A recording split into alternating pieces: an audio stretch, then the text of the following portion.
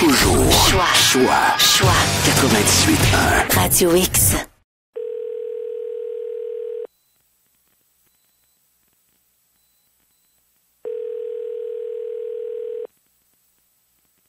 Einstein a déjà dit « Il n'existe que deux choses infinies, l'univers et la bêtise humaine. Mais pour l'univers, je n'ai pas de certitude absolue. »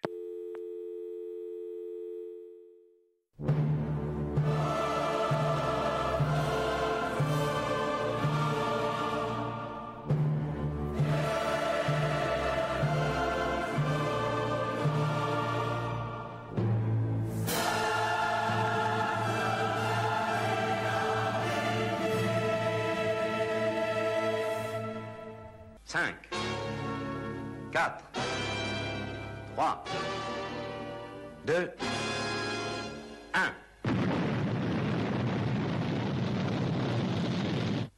Ils sont partis. Radio X Files avec Christian Page et Marceau. Radio X. Eh bien oui, c'est nous. Bienvenue sur les ondes de Choix 98.1 Radio X à Québec. Il me fait plaisir de vous présenter un homme qui était de passage en fin de semaine dernière à Québec et qui a fait tout un tabac à l'Université Laval. Salut Christian! Salut Yannick! Ça a l'air que tu as eu une belle soirée selon les oiseaux qui m'ont oisillé dans les oreilles. Oh écoute, ça a été honnêtement, c'était une des plus belles soirées que j'ai données, là, tant incluant Montréal et Québec. Là, ça fait quand même un bout de temps que je donne des conférences aux deux places. Ouais. Pour plusieurs raisons. Dans un premier temps, donc le public était très réceptif. Là, ça s'enlève rien non plus au public de Montréal, là. Mais disons que ce soir-là, il y a toujours quelque chose qui cloche. Hein? Quand tu donnes une soirée comme celle-là, il y a toujours un problème technique, un problème quelque part. Alors que la soirée de Québec s'est parfaitement déroulée. C'est-à-dire aucun problème technique, aucun problème avec le public. Tout était parfait. Donc, j'ai une note de 10 sur 10 à donner. Ça fut une très, très belle soirée. Oui, puis je pense que les gens qui étaient présents dans la salle te donneraient la même note. J'ai eu énormément de messages samedi soir concernant ta prestation, puis ils ont dit « Quand est-ce qu'il revient, Christian? » Ben écoute, à un moment donné, on va réussir par t'avoir. Là. Tu vas descendre chez nous. Là. Ben oui, écoute, maman, je reviens pour Québec. Je reviens le 16 novembre prochain. Et encore à l'Université Laval, et je vais présenter une conférence. J'avoue, Yannick, que j'ai hésité à présenter cette conférence qui va s'appeler « Les théories du complot numéro 2 ». Okay. Puis pourquoi j'ai hésité? Parce que j'avais déjà fait il y a 2 ans, 3 ans à peu près, j'avais fait une conférence sur les théories du complot. J'avais fait une sélection. Il y avait dans cette conférence, il y avait le World Trade Center, les Illuminati, les extraterrestres. Ouais. Donc j'avais fait une sélection. Et ça coïncidait avec la sortie de mon livre sur les théories du complot. J'avoue que c'est un sujet que j'aime beaucoup, les théories du complot, mais c'est un sujet qui est toujours difficile de parler en public parce que lorsque tu abordes les questions des théories du complot, tu as toujours une part du public qui sont persuadés de la réalité de ces théories du complot. Alors que tu ailles dans leur sens, ça va, mais si malheureusement tu ne vas pas dans leur sens, là tu as un problème. Et ces gens-là, les gens qui sont très très embrigadés dans leur théorie du complot, souvent deviennent presque menaçants, agressifs verbalement parce que tu ne les suis pas sur leur raisonnement. Et donc, j'avais fait cette conférence-là, puis je m'étais dit, il va couler de l'eau sous les ponts avant que je refasse une autre conférence sur les théories du complot. Et là, tu vois, au cours de l'été, il y a plusieurs événements qui se sont produits et les gens m'ont posé énormément de questions. Par exemple, cet été, c'était le 50e anniversaire du débarquement lunaire. Oui. Alors, plein de gens m'ont dit, ouais, mais bon, est-ce que oui ou non on est allé sur la Lune? D'où vient cette théorie du complot? Et là, évidemment, toutes ces idées sur le programme spatial sont revenus sur le devant de la scène. Et ensuite de ça, dans la même foulée de ces événements, on le sait, au cours tout ça a débuté l'an dernier, le président Trump a rendu public a exigé de la CIA et du FBI qu'il rende public des centaines et des centaines de documents concernant l'assassinat de JFK. Et là, donc, on est à peu près 1 an depuis la publication de ces documents et on peut se poser la question, est-ce que ces documents-là, ils ont été gardés secrets pendant 50 ans? Est-ce que ces documents-là cachaient réellement de l'information pertinente par rapport à l'attentat de JFK? Alors, c'est normal de se poser des questions là-dessus.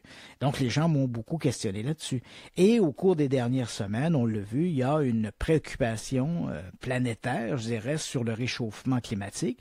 Et cette préoccupation-là, bien évidemment, entraîne toutes sortes de questionnements sur des phénomènes, disons, climatiques. Et parmi ceux-là, bien sûr, on retrouve l'histoire des chemtrails. Est-ce que oui ou non, il y a quelque chose de vrai là-dedans? Ah non. Puis là, il y a toute une préoccupation autour de ça. Embarque pas sur les chemtrails, je vais être dans le trouble après l'émission. Les chemtrails, on est morts, les chemtrails.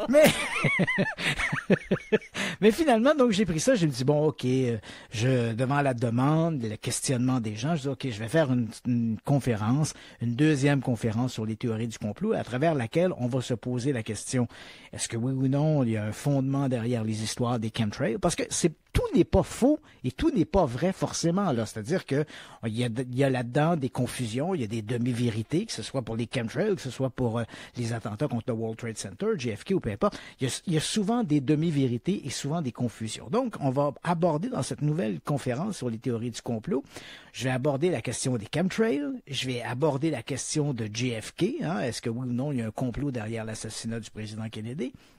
On va aborder, bien sûr, ces questions de oui ou non sommes-nous allés sur la Lune et d'où viennent ces théories du complot. Et je vais également aborder, parce que beaucoup de gens m'ont posé cette question-là depuis 2 ans maintenant sur la chaîne Historia, il y a une série qui s'intitule « Hitler déclassifié ». Et là, on nous sort des documents du FBI, de la CIA, qui laissent croire que peut-être Adolf Hitler aurait survécu à son soi-disant suicide au bunker et qu'il aurait fui avec d'autres nazis en Amérique du Sud où il aurait vécu pendant plusieurs années. Donc, on va regarder en fait cette théorie-là du complot, d'où elle vient, sur quoi elle se base. Est-ce que oui ou non on a des certitudes par rapport à la mort de Hitler au bunker? Donc, ce sont mes 4 théories du complot que je vais présenter. Et ça, ce sera dans une grande conférence qui se tiendra le 16 novembre prochain, encore une fois à l'Université Laval. Et je peux déjà t'annoncer, Yannick, que le 15 novembre, je serai avec toi en studio. Ah oui? Oui. Je serai avec toi en studio, puis je t'explique pourquoi. Je vais prendre une douche avant. Ouais. Ah, tu vas sentir bon. Oui. Et je t'explique pourquoi je serai à Québec. Bon, d'abord, il y aura cette conférence du 16 novembre, mais le 15 novembre, il faut savoir qu'à Québec, il y a un salon du jeu, hein, donc un salon ludique, qui va se tenir à Québec. Et là, tu vas me dire, quel est le lien entre Christian Page et le salon du jeu? Parce que, Yannick, crois-le ou non, j'ai lancé un jeu cette année. Ah oui? Oui, c'est tout à fait vrai. En fait, quand je dis j'ai lancé, ce n'est pas moi qui l'ai lancé. C'est une compagnie qui s'appelle Gladius, qui est à Québec, hein, qui est très connue dans le milieu du jeu. Bon. Et il y a des gens qui m'avaient approché il y a 2 ans maintenant pour faire un jeu. Bon, moi, je ne connais à peu près rien à l'univers du jeu. Donc, je t'explique un peu la patente et les gens qui nous écoutent ce soir, qui connaissent le milieu du jeu, pourront sans aucun doute comprendre le dialogue ou le discours que je tiens. Donc, il y a un jeu qui a été commercialisé il y a plusieurs années qui s'appelait Atmosphère et que les gens pouvaient regarder donc sur un DVD à la maison. Il y avait un écran, bon, et on suivait une espèce d'aventure ou de défi. Donc, ce jeu a été très populaire. Et là, voilà, il y a 2 ans maintenant, des gens qui produisaient des jeux de ce type-là m'ont contacté, ils m'ont dit que ce serait le fun de développer un jeu qui tournerait autour du paranormal. Et c'est vrai que dans cet univers-là, on n'a pas refait de jeu qui touche, quand je dis jeu entre guillemets, on s'entend dans un sens très large, on n'a pas refait de jeu qui touche le paranormal depuis l'avènement du Ouija. Et le Ouija, je te rappelle, Yannick, qui a été commercialisé au début du 20e siècle. Donc, ça fait quand même un petit bout de temps.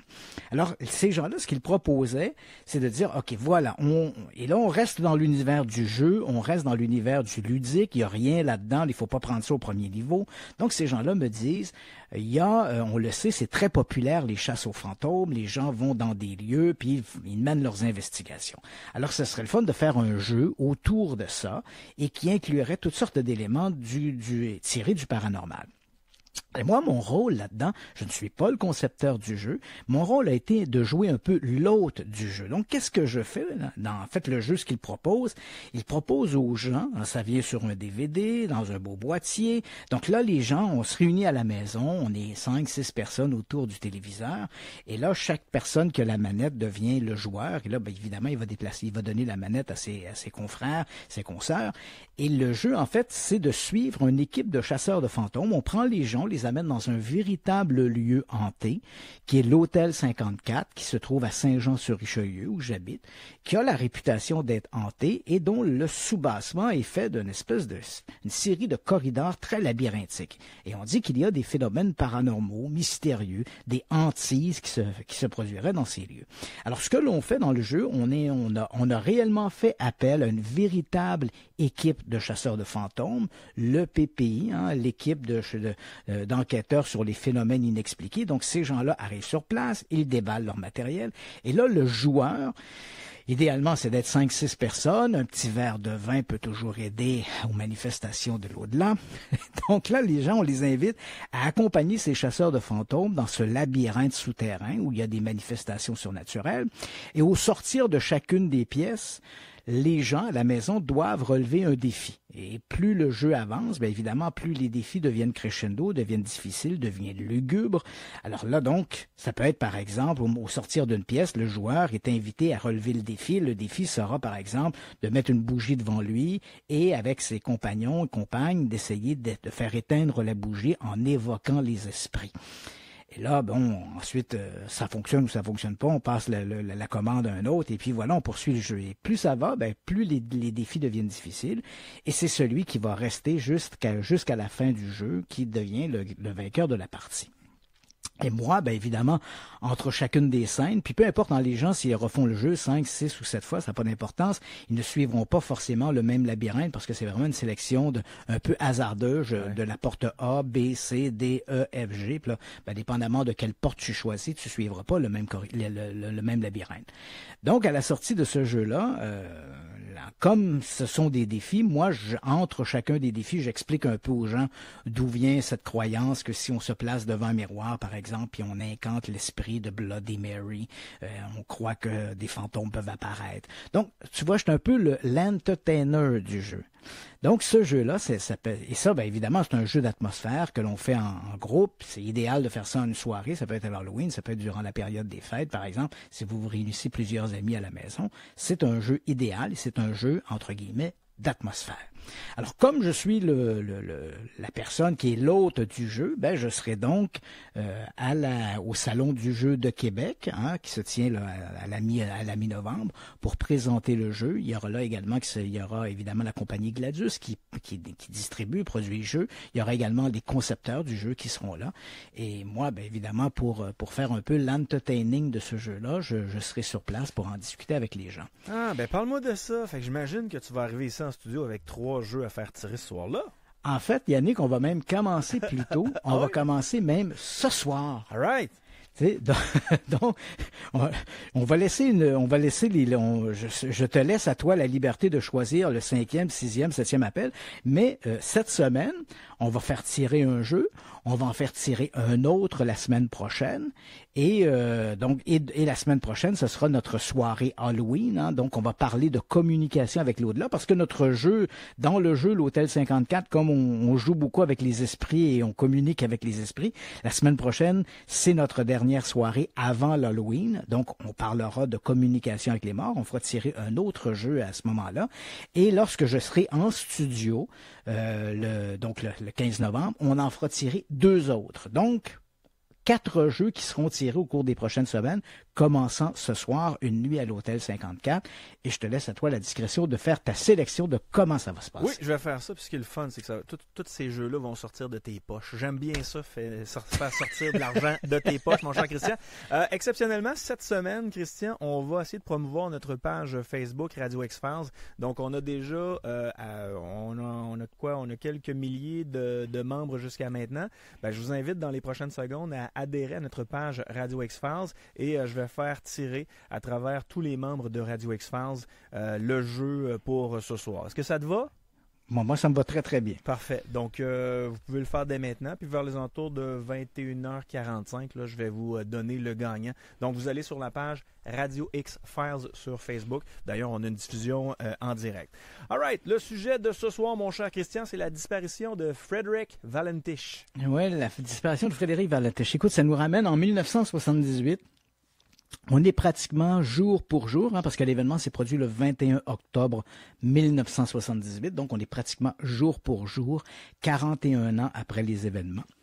Et cette histoire-là, moi, je me rappelle, je débutais un peu dans le milieu des ovnis à l'époque, et lorsque cette affaire-là a été évoquée dans la presse, puis là, quand je parle de presse, c'est vraiment la presse internationale, les journaux, que ce soit ici au Québec, par exemple, la presse, le Journal de Montréal, avait consacré des articles à cette histoire-là. C'est la disparition d'un jeune pilote australien qui faisait une envolée entre l'aéroport de Melbourne et King Island. King Island, c'est une île qui se trouve au sud de l'Australie, dans le détroit de Bass. Donc, ce jeune Frédéric Valentich, un jeune pilote de 20 ans, devait se rendre à King Island. Il prend une cargaison ou des passagers et ensuite rentrer à Melbourne. Et durant son envolée, ça faisait peut-être 30 minutes qu'il avait quitté l'aéroport de Melbourne, il va communiquer avec le contrôleur aérien. Ce type-là s'appelle Steve Roby et il va avoir un échange avec lui. Il commence par lui demander, est-ce que vous avez du trafic en dessous de 5000 pieds? Et là, il y a une communication qui se fait et Valentich décrit ce qu'il voit. Il dit que son avion est entouré, est comme sous observation par un grand objet verdâtre qui va et vient, s'approche de son avion. Valentich essaie de le décrire. Il dit, il paraît oblong, il semble lumineux, il y a une lumière verte autour, il vient rapidement, il revient.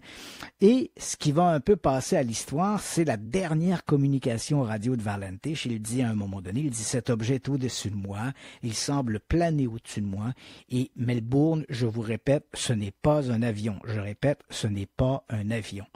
Et l'avion de Frédéric Valentich et son pilote, Frédéric Valentich, vont disparaître, littéralement gommés de la surface de la Terre.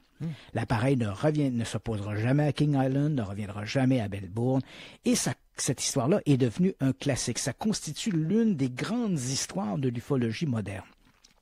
Il va y avoir une série d'investigations qui seront menées, principalement par l'armée australienne et l'aviation civile australienne, qui vont enquêter sur cette histoire. Il y aura des recherches très intensives en mer, et l'affaire ne sera jamais tout à fait expliquée.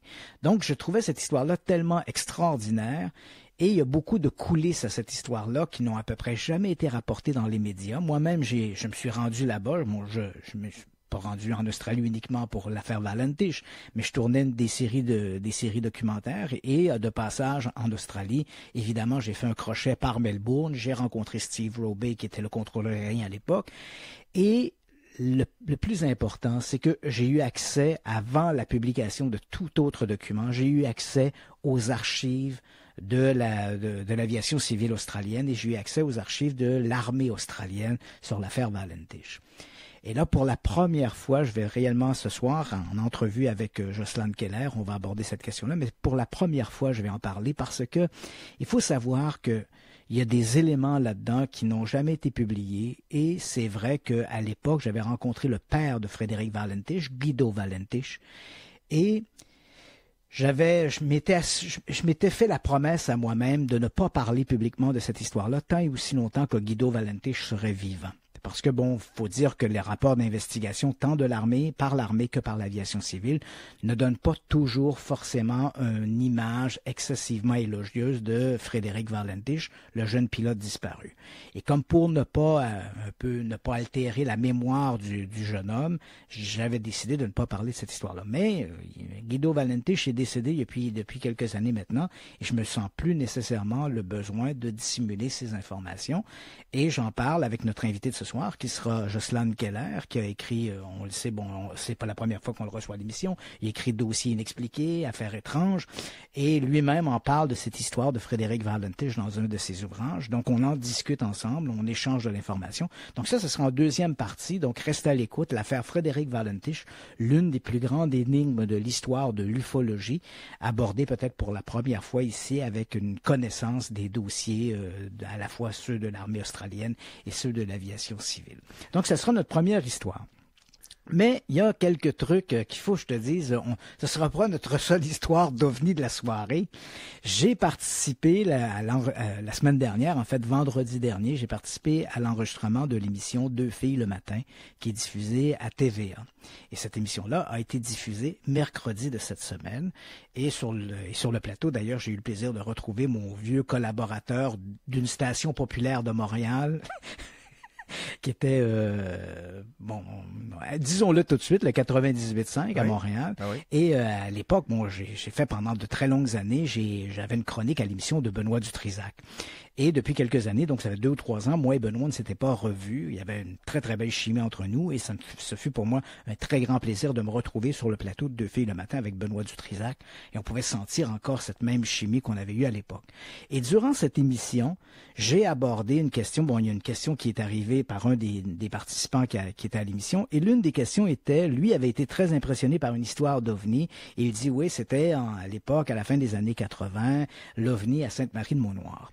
Et c'est vrai que cette histoire, on en a déjà parlé ensemble, on en a parlé l'automne dernier, en novembre dernier, mais c'est vrai que cette année, donc au moment où on se parle, donc on est tout proche de cette histoire-là, de l'affaire de Sainte-Marie-de-Mont-Noir.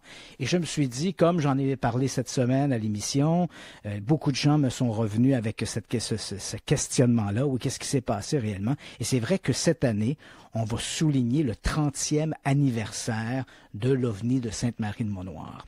Donc, comme notre thématique de ce soir était les ovnis, comme j'en avais parlé cette semaine à l'émission de Deux filles le matin, comme les gens m'ont écrit pour me reparler de ça, me dire, 30 ans après, qu'est-ce que l'on sait?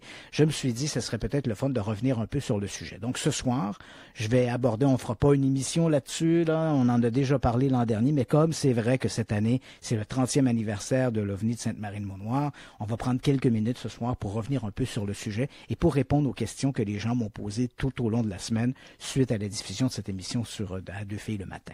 Est-ce qu'il y a un peu de nouveauté dans l'affaire Amelia Earhart ou c'est un coït interrompu? Voilà, là, écoute, j'ai l'impression que les gens qui ont rapporté la nouvelle avaient pris presque modèle sur moi-même parce que ce fut un peu un coït interrompu. En fait, c'est une nouvelle qui est décevante en soi et tellement décevante que moi-même, je vais t'avouer, Yannick, que ça remet un peu en question ma position par rapport à cette histoire.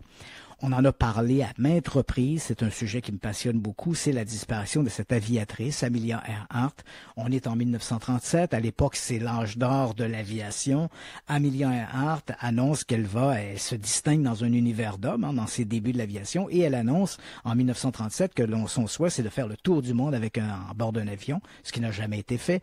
Et pour ce faire, elle a aménagé un appareil spécial, un Lockheed Electra, et elle va faire cette aventure extraordinaire avec un navigateur, Fred Noonan. Ils vont décoller, donc ils vont faire une série d'étapes. Ils ont l'intention de suivre plus ou moins la ligne de l'équateur. Et voilà que le 2 juillet 1937, Amelia Earhart quitte Lae en Nouvelle-Guinée pour se rendre sur une petite île dans le Pacifique pour se ravitailler, l'île de Howland. Et de là, elle doit rejoindre les îles Hawaï. Elle n'arrivera jamais à Hollande. Au moment où elle est en vol, elle va communiquer avec Hollande. Elle dit qu'elle est préoccupée par les réserves de carburant qui commencent les jauges commencent à marquer qu'on est bas en carburant. Elle est inquiète.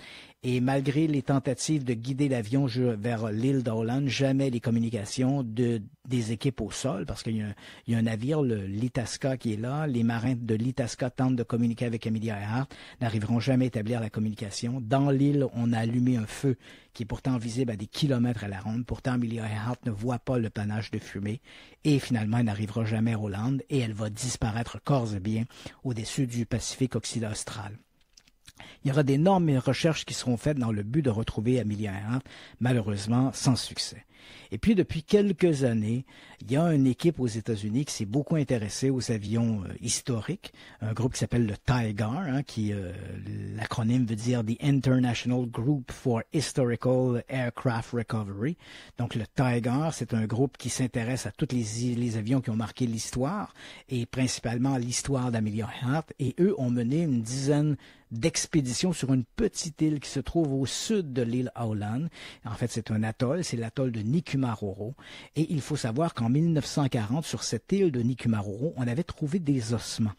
Et les gens, c'est une île qui est inhabitée, et on avait tenté, à la fin des années 30, début des années 40, on avait tenté une espèce de colonisation avec des Polynésiens. qui a avorté finalement, mais le temps où cette colonisation a tenté de s'implanter en coupant des arbres, tout ça, on a trouvé des ossements. Et on s'est dit, il pourrait s'agir d'ossements de naufragés. Ces ossements-là ont été envoyés aux îles Fidji pour analyse, et déjà à ce moment-là, il ne faut pas se le cacher, hein, il y avait dans l'air cette idée que peut-être ces ossements étaient ceux soit de Fred Noonan ou d'Amelia Earhart. Les os ont été envoyés aux îles Fidji, à l'Institut médical pour y être étudiés. C'est un certain docteur Woodless qui a fait l'analyse. Et lui avait conclu finalement que les ossements étaient ceux d'un homme, probablement fin de la trentaine, début de la quarantaine, probablement un homme qui était à la moitié européen et moitié polynésien. Et puis les ossements ont disparu. Et il y a quelques années, on a retrouvé les comptes rendus du Dr Woodless. Il y a eu une nouvelle analyse qui a été faite. On n'avait plus les os, on ne pouvait pas faire d'analyse ADN, ni même faire d'analyse sur les os. Mais comme on avait les comptes rendus du Dr Woodless, on a quand même regardé ça de plus près. Et il faut savoir que la médecine médico-légale des années 40 n'est pas la médecine médico-légale d'aujourd'hui. Et en regardant ça, on s'est aperçu que le Dr Woodless avait peut-être erré. Et on arrive à la conclusion finalement que les os découverts sur l'île de Nikumaroro étaient peut-être finalement ceux d'Amelia Earhart. Tu comprends que tout ça a ravivé énormément d'intérêt et au cours de l'été, c'est peut-être ça le point culminant, au cours de l'été, on apprend que le docteur Robert Ballard, c'est un nom qui peut-être sonne une cloche pour certains de nos auditeurs parce que c'est l'homme qui a retrouvé le Titanic. En 1985, il retrouve le Titanic. En 1989, il retrouve le cuirassé nazi Bismarck. C'est un océanographe de grand talent. C'est un spécialiste de la recherche archéologique sous-marine. Donc, il a plusieurs cordes à son arc et tout le monde se disait si quelqu'un peut retrouver l'avion d'Amelia Earhart, c'est bien ce Robert Ballard. Et là, donc, cet été, à bord d'un navire, l'Explorer, dans une grande expédition financée en partie par le National Geographic, d'ailleurs l'Institut du National Geographic la fondation du National Geographic vont tenir ce dimanche sur le National Geographic Channel, un documentaire de 2 heures sur Amelia Earhart qui va retracer un peu ces grands événements-là. Mais l'idée de Robert Ballard, c'est de se rendre à l'île de Nikumaroro avec ce navire, l'Explorer, qui était équipé de la fine pointe de la technologie, des magnétomètres de profondeur, des robots téléguidés qui pouvaient plonger jusqu'à 650 pieds de profondeur. Et l'idée était, si Amelia Earhart s'est bel et bien écrasée comme semblent suggérer les éléments autour de l'île de Nikumaroro, que elle ou son navigateur ait survécu et ait trouvé refuge sur l'île en attendant des secours qui finalement ne sont jamais arrivés, reste que si l'avion est là quelque part, on doit certainement être en mesure d'en retrouver des débris. C'est sûr que l'avion était constitué principalement d'aluminium, mais les pièces les plus lourdes, on parle le train d'atterrissage ou encore le moteur, probablement que ils ont sombré dans une eau peu profonde autour de l'île de Nikumaroro, on pourrait les retrouver. Alors Ballard a passé 2 semaines au cours de l'été à patrouiller autour de l'île. Ils ont fait 5 fois le tour de l'île avec des magnétomètres de profondeur dans le but éventuellement de retrouver des débris. Ils ont fait descendre leurs petits robots autour de l'île jusqu'à des profondeurs, comme je l'ai mentionné, de quelques 600-650 pieds de profondeur. Malheureusement, l'équipe est rentrée bredouille. On n'a absolument rien retrouvé. Et ça, c'est assez malheureux. Non seulement c'est malheureux, mais ça remet très solidement en question cette idée qu'Amelia Earhart ait pu s'écraser autour de l'île de Nikumaroro. Ça semble très invraisemblable, pas impossible, mais invraisemblable que si l'avion d'Amelia Earhart se serait écrasé autour de l'île de Nikumaroro, les recherches qui ont été menées au cours de l'été auraient très certainement retrouvé des traces de cet écrasement. Malheureusement, on n'a absolument rien retrouvé. Encore une fois, ça ne veut pas dire que le scénario est faux, mais ça le rend très improbable compte tenu de l'échec obtenu par les gens qui étaient sur place. Et Christian, il y a une auditrice qui est là depuis le début de Radio Expanse qui te pose la question. Les photos qu'on aurait retrouvées d'Amelia Earhart dans un port, est-ce que c'est des fausses photos? En fait, ce ne sont pas des fausses photos. Cette photo où on voit, en fait, c'est une photo qui a été prise aux îles Marshall, dans un port. Et là, quand on a une vue complète du port, on voit une personne accroupie de dos qui pourrait correspondre plus ou moins à la silhouette d'Amelia Earhart. Et un peu plus loin, en retrait, à côté, sur une espèce de poteau, on voit un homme dont, encore une fois, le gabarit, l'aspect général pourrait ressembler à Fred Noonan. Et lorsque cette photo est apparue, on l'a retrouvée dans les archives américaines, au service des Archives nationales américaines. La photo n'était pas vraiment datée. On savait à ce moment-là que la photo n'était simplement qu'une photo qui avait été prise quelque part entre la fin des années 30 et le début des années 40, quelque part dans les îles Marshall, probablement aux alentours de l'île de Saipan, par exemple. Et on sait que cette partie a été principalement dominée par les Japonais durant la Deuxième Guerre mondiale. Mais on n'avait pas plus d'informations. On avait cette photo et on avait même au loin un bateau qui semblait transporter sur une espèce de barge quelque chose qui aurait pu passer pour un avion et peut-être même l'Electra. Donc, évidemment, tout ça a ravivé énormément d'intérêt. On a même fait un documentaire d'1 heure autour de cette histoire de photographie. Malheureusement, une investigation plus poussée a permis de retrouver la photographie originale. Et on découvre à ce moment-là que la photographie avait été publiée de mémoire, là, je te dis ça, mais je pense que c'est en 1935, dans un livre de photographie qui parlait des îles Marshall. Donc, si c'est une photo de 1935, et on est sûr de la date de publication de la photo, là, donc 1935, donc c'est 2 ans avant l'expédition d'Amelia Earhart. Donc, il est clair que cette photo, même si elle a ravivé pendant un moment un intérêt autour de ça, on sait maintenant aujourd'hui de manière définitive que cette photographie est antérieure au vol d'Amelia Earhart d'au moins 2 ans. Après la pause, Christian nous parle de l'OVNI de Sainte-Marie-de-Mont-Noir. Absolument. Radio X-Files. Radio X. Radio X-Files avec Christian Page et Marceau, Radio X. Pom, pom, pom, pom, pom, pom. Ah, on est-tu bien? Oh que oui. On est bien. Il y a de ça 30 ans, l'OVNI de Sainte-Marie-de-Mont-Noir, déjà. Oui, effectivement. Alors, comme j'en ai parlé cette semaine à la télévision, beaucoup de gens m'ont interpellé cette semaine à ce sujet-là, un peu partout, tant sur la rue que dans d'autres activités professionnelles. Je me suis dit, tiens, pourquoi ne pas revenir sur cet événement-là, puisque ce soir, notre thématique, c'est les ovnis. Alors, quelle belle occasion pour reparler de ça. Et on est pratiquement 30 ans après les événements. Donc, je te rappelle un peu ces événements. On est le 20 novembre 1989. Il est à peu près 5h30 du matin. Et, Sainte-Marie, on se trouve à Sainte-Marie-de-Mont-Noir, c'est en Montérégie, c'est à peu près à une trentaine de minutes de Montréal, si on utilise, par exemple, l'autoroute 10, par exemple. Ouais. Donc, on est à peu près, là, grosso modo, là, à 30 minutes de Montréal. Et puis, voilà que vers 5h30 du matin, les gens de cette communauté, c'est un petit village, Sainte-Marie-de-Mont-Noir, et c'est tout près, on a un village un peu plus gros qui est le village de Marieville, et puis donc, c'était un peu avant les fusions municipales. Aujourd'hui, Sainte-Marie-de-Mont-Noir est fusionnée à la ville de Marieville. Donc, à ce moment-là, les gens sont réveillés par des lumières dans le ciel. Et je te dirais que ces lumières sont visibles au moins sur 10 ou 15 kilomètres à la ronde, parce qu'il y a des gens, c'est des gens de toute la région qui vont observer ces lumières.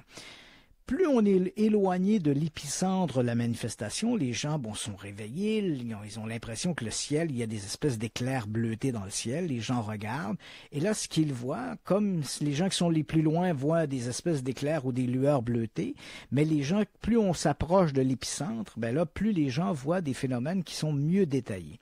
Et le témoin peut-être le plus privilégié, un certain monsieur Noiseux, lui, il va observer au-dessus de la maison de son voisin d'en face. On est dans une espèce d'enclave. Imaginons une rue qui est plus ou moins circulaire avec au centre un parc. Donc lui, il est d'un côté du parc et de son voisin de l'autre côté. Et lui, toute la lumière envahit sa chambre. Il est un peu surpris. Il tire les rideaux et voit au-dessus de la maison de son voisin M. Galarneau. Il voit au-dessus de la maison de M. Galarneau des lumières qui lui semblent être carrées. Il a l'impression sur le coup, pendant un instant, il se dit, est-ce que c'est un 4x4 dans la rue avec des grosses lumières sur le dessus? Et là, d'un coup, il réalise que ces lumières-là ont une espèce de mouvement ascensionnel et elles sont au-dessus de la maison de M. Galarneau.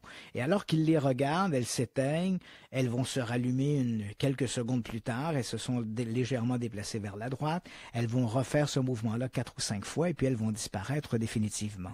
Ce qui frappe M. Noiseux, c'est quand les lumières apparaissent, il a l'impression que les lumières de la rue, les réverbères, diminuent en intensité, comme si le phénomène pompait un peu de l'énergie aux lumières environnantes. Et donc, il observe ce phénomène-là, puis il disparaît. Un peu plus tard, dans cette même journée, il va contacter M. Galarneau, qu'il connaît, pour lui poser la question, est-ce que vers 5h30 du matin, tu as observé quelque chose? Est-ce que tu as entendu un bruit? Parce que M. Noiseux lui disait qu'il y avait comme un bruit qui accompagnait cette manifestation.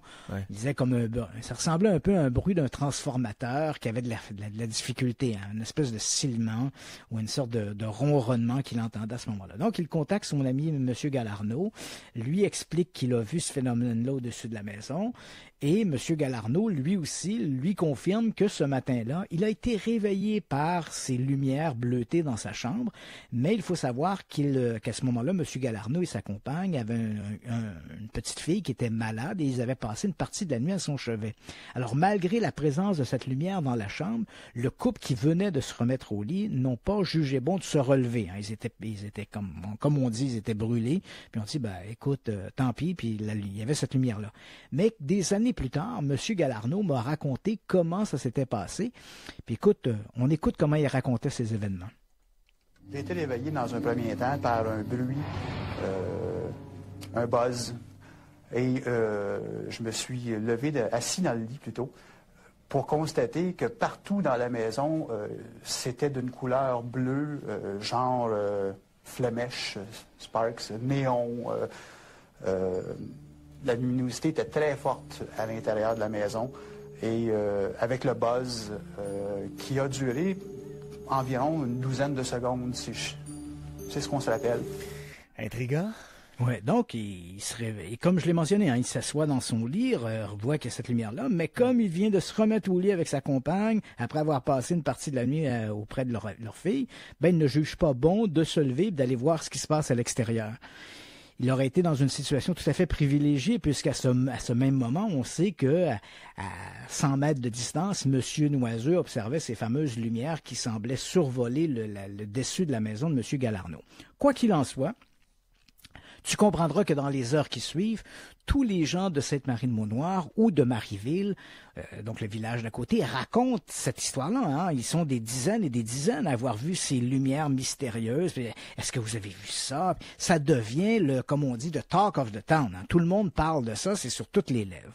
Et voilà que 48 heures après ces événements, M. Galarneau, qu'on vient d'entendre, donc M. Galarneau est chez lui, il reçoit à dîner des amis, et alors qu'ils sont autour de la table à discuter des événements des dernières 48 heures, parce qu'évidemment, l'affaire est toujours d'actualité, un des convives qui est assis autour de la table regarde à l'extérieur. Il faut savoir qu'on a une porte patio qui donne sur un champ à l'extérieur, un champ qui est laissé en friche. Je te rappelle, Yannick, qu'on est le 20 novembre, là on est rendu le 22 novembre 1989, et l'herbe dans ce champ est tout à fait jaunie à cause de la proximité de l'hiver. Il y a même un peu de neige qui est tombée au cours des dernières heures. Donc ces gens-là regardent par l'extérieur. C'est une belle journée d'après-midi, en plein jour, et là ils discutent des événements des 2 derniers jours. Et alors qu'ils discutent de ça, un des convives autour de la table regarde dans le champ, et là il voit dans ce champ jauni par l'approche de l'hiver un cercle très vert, comme si l'herbe avait reverdi comme en été. Et je te laisse encore une fois M. Galarneau raconter à quoi ressemblait cette trace au moment où il l'observe. On a constaté à l'arrière de la maison un cerne sur la terre adjacente à mon terrain, un rond parfait sur un terrain de foin qui n'est habituellement pas entretenu. Donc le foin était peut-être à une hauteur de 3-4 pieds de haut. Et là apparaissait un rond parfait où le gazon était complètement aplati. Cette trace-là est demeurée apparente tout au moins un minimum de 3 ans, jusqu'à ce que les terres soient vendues à côté et qu'on commence à entretenir de façon régulière, à couper le gazon. Ça a resté là pendant 3 ans. Oui, absolument. Donc, il y avait la manifestation là, visible au lendemain des événements, là, donc cette trace au sol. Mais dans les années qui ont suivi, les 3-4 années qui ont suivi, la trace était toujours visible, et quand arrivait l'été et que l'herbe reverdissait, tout ça, il fallait vraiment voir, c'était très spectaculaire de voir au milieu de ce champ qui était laissé à lui-même, il y avait dans ce champ un cercle de 20 mètres de diamètre où il y avait une végétation tout à fait atypique. Le reste du champ, c'était du foin, mais il y avait ce rond de 20 mètres de diamètre où là, on avait comme une espèce de luzerne très particulière. C'était vraiment très atypique au reste de la végétation. Alors, si on se ramène ce 22 novembre 89, lorsque M. Galarno voit le fameux cercle en question, là, évidemment, il est très surpris. Il appelle son voisin, M. Noiseux, à qui il a discuté 48 heures plus tôt de la manifestation, et il lui dit « Tu sais le truc que tu as vu au-dessus de la maison? Ben, je pense qu'il a laissé des traces, il faut que tu vois ça. » Donc, M. Noiseux le rejoint, et là, les deux hommes vont ensemble dans le champ. Ils observent le cercle. Et là, il y a quand même une inquiétude, parce qu'alors qu'il regarde ça, d'autres personnes aussi ont constaté le phénomène. Et là, il y a une inquiétude qui s'empare des gens de ce parc. On est 2 ou 3 rues là, qui donnent sur cette enclave où il y a ce cercle qui est apparu. Et là, les gens commencent à être inquiets parce que les enfants vont jouer dans ce champ-là. Et là, on se dit, bon, qu'est-ce qui fait que le rond est apparu comme ça? Est-ce que c'est radioactif? Est-ce qu'il y a eu des produits chimiques? On est inquiet. Et à un point tel que lorsque M. Galarno en parle à sa compagne, elle, préoccupée, l'instinct de la mère, elle décide de contacter la gendarmerie royale pour savoir de quoi il en retourne. Alors, les agents de la GRC, le détachement de Saint-Jean-sur-Richelieu, vont se rendre sur place. C'est l'agent Antonio D'Angelo, d'ailleurs, qui va être chargé de l'enquête. Il arrive sur place et il voit le phénomène, bien sûr. Il voit ce rond d'herbe verdie au milieu du champ. Il va faire cette enquête de voisinage, donc aller voir les gens qui vivent autour, parler avec eux. Ces gens-là constatent effectivement que ce cercle-là n'était pas là 48 heures plus tôt et maintenant il est là. Il semble définitivement associé à ces manifestations aériennes que tout le monde passe, ces fameuses lumières observées dans le ciel. L'agent d'Angelo, comme c'est la règle pour la GRC, ils ne sont pas chargés de faire des investigations sur les ovnis. Ils sont là pour s'assurer de la sécurité de la population. Donc, il fait un premier constat et il vérifie pour s'assurer donc que le champ n'est pas radioactif. Il ne semble pas y avoir de résidus de nature chimique. Donc, pas de danger immédiat. Et donc, il y a l'enquête de voisinage, il y a une prise de photographie qui est faite et il y a des constats qui sont remplis en fonction des témoins rencontrés. Et l'affaire aurait pu en rester là et elle serait morte de sa belle mort, mais comme moi j'habite Saint-Jean-sur-Richelieu et j'ai ma petite réputation dans le coin pour être le type qui court après les mystères, alors on m'informe, on me dit il y a un truc bizarre qui s'est produit à Sainte-Marie-de-Mont-Noir, il faut absolument que tu ailles voir ça. Donc à la fois par un curieux hasard, je connais un des cousins de M. Galarno et en même temps la GRC m'appelle pour me dire Monsieur Page, vous devez aller voir ça, c'est vraiment très curieux. Alors, je me rends sur place et là, je constate effectivement qu'il y a ces manifestations, cette trace qui est bien visible. Je fais ma propre enquête de voisinage, je rencontre les témoins, eux me racontent ce qu'ils ont vu.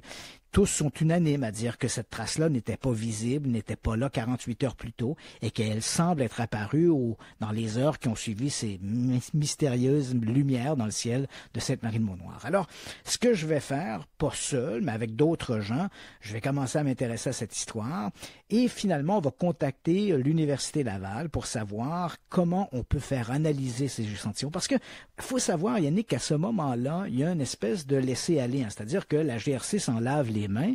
Et moi, écoute, à l'époque, j'ai 26 ans. Peut-être que j'ai été malhabile. J'ai essayé de contacter des gens, des universitaires.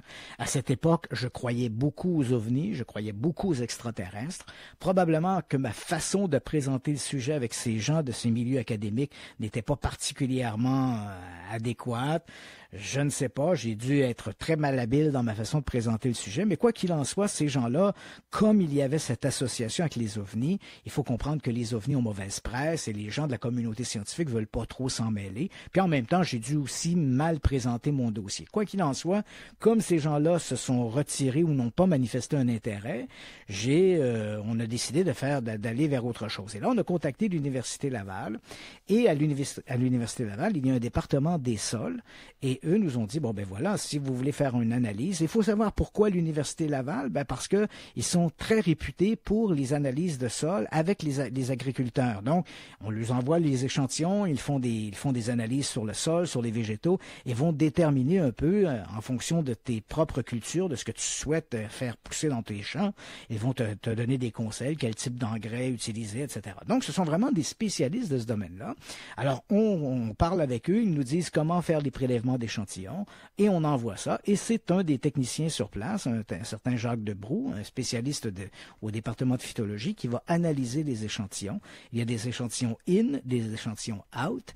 Les échantillons in, si le bien compris, sont ceux qui proviennent de l'intérieur de la trace. Les échantillons out sont de l'extérieur. Et là, il fait donc ces analyses-là. Et encore une fois, on écoute Jacques Debroux, donc le technicien de l'Université Laval, qui commente un peu les analyses qui ont été faites. Comme conclusion, on peut tirer à partir des analyses que les échantillons, par exemple en matière végétale, prises à l'intérieur sont 2 fois plus élevées qu'à l'extérieur. Si on regarde par rapport à la chlorophylle, par exemple, c'est 10 fois plus concentré à l'intérieur du cercle qu'à l'extérieur. Et à l'azote, la même chose, 2 fois plus concentré à l'intérieur qu'à l'extérieur du cercle. Avec des échantillons qui ont été récoltés au cours de l'hiver, donc au mois de février, les sols sont en général gelés. Et je ne connais pas de phénomène qui pourrait amener à une mutation pareille quand on compare les résultats in et les résultats out. Moi, je comprends. OK, oui, OK. Donc, monsieur et Jacques Debroux, il est allé même plus loin en me disant, écoute, si ce phénomène-là s'est réellement dynamisé en dedans des 48 heures et qui est réellement associé aux manifestations lumineuses, le type qui aurait fait ça, si c'était un canular, pourrait faire pousser des tomates dans le désert. Et comme tu le comprends bien, lorsqu'il fait sa présentation des analyses, il dit bien, ce sont des échantillons qui ont été pris en février. Donc, à partir du moment où on constate que la trace est là, au mois de novembre, il y a des démarches qui sont faites. D'abord, mes propres tentatives de solliciter l'intérêt de la communauté scientifique, leur refus de se rendre sur place, la mauvaise réputation, bien sûr, des ovnis, les démarches auprès de l'Université Laval. Et finalement, quand j'ai tous les éléments en main, il y a quand même 2 mois et demi qui se sont écoulés. Oui. Et quand je retourne sur place, la trace est encore tout à fait visible. Quand on arrive dans le champ, il y a de la neige un peu partout dans le champ, mais ce cercle-là est bien visible. Il traverse la neige. C'est comme si la neige restait pas sur le rond. Là. On a le rond vert, puis il y a de la neige autour. Donc, je prends les échantillons et ce sont ces échantillons qui seront analysés à l'Université Laval. Cette histoire d'OVNI ne sera jamais expliquée. Et quand je dis OVNI, Yannick, tu comprends bien que je ne mets pas ici l'étiquette objet volant extraterrestre. Là, je fais pas ça. Là. Les gens ont vu des phénomènes lumineux, mystérieux. L'enquête de voisinage semble indiquer qu'au lendemain de cette manifestation, une trace mystérieuse est apparue dans un champ. Il y aura une analyse qui a été faite et les échantillons prélevés vont révéler des taux anormalement élevés d'azote et de chlorophylle. Sur ce, je dois te dire qu'à mon avis, et ça fait quand même 42 ans que je suis dans le domaine des ovnis activement, en fait dans le domaine du paranormal, très activement au Québec, et je pense que l'observation de Sainte-Marie-de-Mont-Noir est sans aucun doute l'une des meilleures observations jamais rapportées au Québec dans le dossier des ovnis. Pour plusieurs raisons. D'abord, la quantité des témoins, c'est des dizaines et des dizaines de gens de cette région qui ont vu ces manifestations lumineuses. La présence de cette trace au sol, les échantillons qui ont été prélevés, les analyses qui ont été faites à l'Université Laval, le fait également que la GRC a été impliquée, qui a fait elle aussi un constat d'observation, qui a rempli des rapports d'observation, qui a fait également son enquête de voisinage. Tout ça fait de ce dossier-là quelque chose d'extraordinaire et de très très loin, à mon avis, de très très loin supérieur à l'observation, par exemple, l'OVNI de la place Bonaventure, où on n'avait que des témoins. Là, ici, on a une trace physique au sol. Donc, c'est quelque chose de tout à fait exceptionnel et pour lequel on ne trouvera jamais d'explication. Tout le monde n'en a pas pour l'instant. Peut-être dans 5 ans, peut-être dans 10 ans, on trouvera une explication à ce phénomène. Possible. Aucun phénomène n'est a priori inexplicable. On a des phénomènes inexpliqués, mais bon, on ne peut pas prédire ce que sera la science dans 5 ans ou dans 10 ans. Mais pour l'instant, le phénomène demeure inexpliqué et je sais que tu aimes ça que je te présente des coïts interrompus, mais là, à ce coup-là, je peux pas t'en présenter un. Je n'en ai pas d'explication. Je ne sais pas ce qui s'est produit. Est-ce qu'on aurait pu faire mieux? C'est la question qu'on peut se poser. Ben, moi, c'est la question que je me pose, parce que tu l'as si bien dit, la personne qui utiliserait la même technique pourrait faire pousser des tomates dans le désert. T'imagines le potentiel? Bien sûr. Donc, la personne qui a fait cette trace-là pour être multimillionnaire, puis les scientifiques Voilà, se sont pas penchés là-dessus assez longtemps. Là. Voilà, si c'était quelqu'un. Est-ce qu'on aurait pu faire mieux? Sûrement qu'on aurait pu faire mieux, Yannick. D'une part, les gens que j'ai sollicités pour qu'ils se rendent sur place, des agronomes, des gens de l'Université de Montréal, des gens d'Environnement Canada, ces gens-là ne se sont pas déplacés. Ils se sont pas déplacés pour plusieurs raisons. Un, parce qu'il y avait peut-être un désintéressement, parce que c'était une question qui était associée aux ovnis, comme j'ai mentionné, ovnis en mauvaise presse. Peut-être ma façon également de présenter le dossier. À l'époque, 26 ans, très fougueux, j'étais peut-être malhabile dans ma façon de présenter le sujet. Est-ce que d'autres choses auraient pu être faites sur le terrain? Bien sûr, on a fait des analyses de végétaux, on a fait des analyses pour la chlorophylle, des analyses pour l'azote. On aurait pu faire également des analyses sur la présence de champignons, sur les minéraux, sur plein de choses. Mais comme c'était fait sur une base privée, évidemment, tu comprendras que chaque analyse qui était faite à l'Université Laval, il y avait un coût associé à ça. Donc, c'est moi qui devais débourser de mes propres deniers pour faire ces analyses-là. Donc, à un moment donné, il faut savoir s'arrêter. Est-ce qu'on aurait pu faire mieux? Bien sûr qu'on aurait pu faire mieux. Et j'aurais aimé qu'on fasse beaucoup mieux. Mais là, pour l'instant, on a dû ça demeure. Dans le domaine des ovnis, hein, c'est bien important de regarder dans le domaine des ovnis, ça demeure l'une des investigations les mieux documentées de l'histoire des ovnis au Québec. Pas bien documentée sur le plan de la science, j'irais jamais jusqu'à m'aventurer jusque-là, parce que ce serait faux de prétendre ça. Mais dans le domaine des ovnis, bien souvent, quand on documente ces histoires-là, on se contente de 2 ou 3 noms sur un bout de papier avec, on remplit une feuille pour un témoignage, un constat d'observation. Ici, on est allé beaucoup plus loin. Hein. J'ai encore, moi, en archive, toutes les photographies, je dis bien toutes les photographies qui ont été prises par la GRC. J'ai encore j'ai encore en ma possession des échantillons de sol qui ont été pris sur place. Donc, tu vois, j'ai encore tout ce matériel-là qui avait fait fantasmer à l'époque les scientifiques de l'Université Laval, hein, qui disaient « Oh, on pourrait faire pousser des tomates dans le désert avec ça. » Donc, j'ai tout ce matériel-là. On aurait certainement pu aller plus loin. Mais c'est une bonne investigation dans un contexte, quand on le regarde dans un contexte privé, dans le contexte de jeunes ufologues, dans la vingtaine, qui se retrouvent placés dans un institut, qui se retrouvent finalement parachutés dans une histoire tout à fait extraordinaire, avec l'absence malheureusement de la communauté scientifique qui ne s'intéresse pas à l'affaire parce que c'est associé aux ovnis. Et jusqu'à maintenant, malgré les années écoulées, aucun scientifique n'est arrivé avec une proposition pour dire voici ce qui aurait pu se produire. Voici un phénomène atmosphérique, un phénomène climatique, un phénomène météorologique qu'on connaît qui serait capable de dynamiser un champ en 24 ou 48 heures. Voilà, on a pu observer ça ailleurs dans le monde et il est possible que ce soit le même phénomène qui se soit produit à Sainte-Marie-de-Mont-Noir. Moi, je suis tout à fait ouvert à ça. Ma seule préoccupation, c'est d'essayer de trouver une solution bien sûr qui tient compte des faits observés et jusqu'à maintenant, on n'en a pas proposé. Donc, ça reste pour moi une grande énigme, cette histoire de Sainte-Marie-de-Mont-Noir, que je classerais facilement dans les 5 meilleures observations d'OVNI jamais rapportées au Québec. 8h57, après la pause, on vous parle de la disparition de Frédéric Valentich. Radio X Files. Radio X. Radio X Files. avec Christian Page et Yann Marceau. Radio X. On rappelle à nos auditeurs ce soir, Christian, qu'on a un concours. Bien sûr, le concours, c'est pour faire tirer ce jeu d'atmosphère qui s'intitule « Une nuit à l'Hôtel 54 ». Une nuit avec Christian Page à l'Hôtel 54. Oui, à l'Hôtel 54. Donc, c'est un lieu hanté. D'ailleurs, Yannick, je dois te dire que pour pouvoir faire ce jeu, les gens à la maison doivent avoir des petits objets avec eux, hein, un stylo, un crayon, une bougie. Mais il y avait un objet que les gens devaient avoir avec eux qui était un chapelet. Hein, pour quelques incantations. Et comme les gens ont de moins en moins de chapelets à la maison, on en fournit un dans la boîte. Et ça peut toujours être utile si quelqu'un se mettait à parler avec une voix comme ça durant la soirée. Comme MacDoug Vachon. Oui, comme MacDoug Vachon ou une voix gutturale du diable. Non, en fait, donc c'est ça. Donc c'est un jeu. Hein, ça reste dans le domaine du ludique, du divertissement. On suit une équipe de chasseurs de fantômes dans un lieu hanté et au sortir de chacune des pièces dans lesquelles ils se retrouvent, les joueurs ont des défis à relever. Donc, ça s'intitule « Une nuit à l'Hôtel 54 ». C'est produit par la maison de jeux de Québec bien connue Gladius. Et ce soir, on en fait tirer un. On en fera tirer un également la semaine prochaine, qui sera notre dernier vendredi avant la fête de l'Halloween. Et lorsque je serai en studio présent, donc le 15 novembre prochain, on en fera tirer 2 autres à ce moment-là. Et écoute, j'y vais, je suis généreux. Quand je serai sur place le 15 novembre, on va également faire tirer une copie de mon dernier livre, Les tueurs de l'occulte.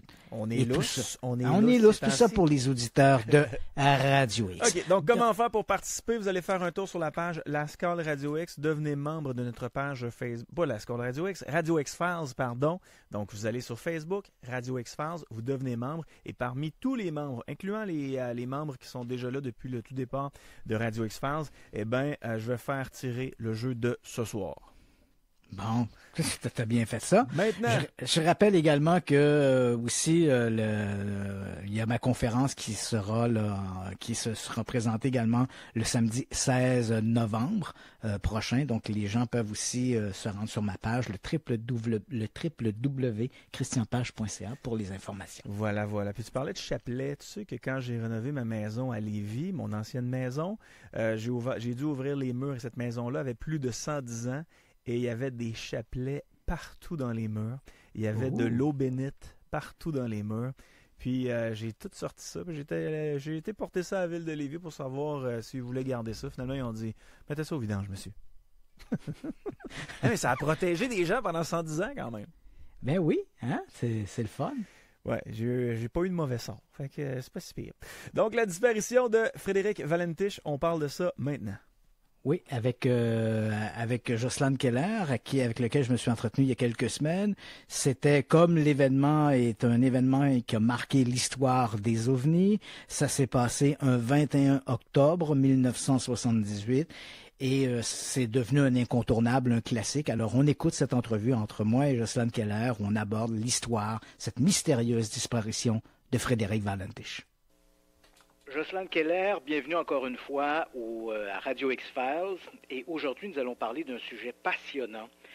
Dans votre livre « Dossier inexpliqué, volume 2 », vous évoquez l'étrange affaire Frédéric Valentich. Ici, on est à la fois dans le domaine des ovnis et dans le domaine des disparitions mystérieuses. Alors, je vous laisse le loisir de nous raconter cette histoire incroyable. Eh bien, exactement, c'est un grand classique de l'ufologie. Alors, l'affaire Valentich se passe en octobre 1978, au large des côtes australiennes, près de Melbourne.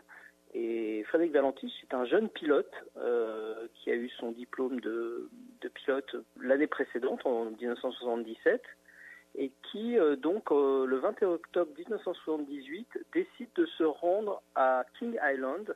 Alors, King Island, c'est une île qui est située à 240 km au sud de Melbourne, sur la route de la Tasmanie, entre l'Australie et la Tasmanie. Et pour y parvenir, il faut traverser un bras de mer qui s'appelle le détroit de Bass, qui est très réputé pour ses puissants courants et qui est truffé de petites îles. Voilà. Alors Frédéric Valentich est un jeune pilote, il a 20 ans à ce moment-là. Il vit encore chez ses parents et il travaille comme assistant dans une boutique de surplus militaire. Voilà un peu le portrait du jeune homme. Et son grand rêve dans la vie, c'est de devenir pilote d'avion professionnel. Alors le vol qu'il s'apprête à faire, c'est un vol pas de routine, mais c'est vraiment quelque chose qu'il a déjà fait. C'est à peu près 1h30 de vol. Il a calculé que s'il s'y prend bien, entre Melbourne et King Island et le retour, il devrait être rentré, s'il part vers 18h, il devrait être rentré vers 22h à peu près. Alors c'est un vol qui va l'obliger à suivre la côte. Il va devoir échanger de manière régulière avec la Terre un certain nombre de points de rendez-vous. Il a pas vraiment, voilà, il vole avec quelques instruments, mais c'est pas non plus un vol, c'est pas un vol de nuit. C'est un vol qui va se dérouler par une météo un ciel plutôt clair et dégagé, avec un temps chaud. Voilà, c'est ce qu'on a dit à l'époque. Alors on sait précisément que Valentich a décollé de l'aéroport de Melbourne à 18h19 à bord d'un petit Cessna 182L, donc là les spécialistes reconnaîtront.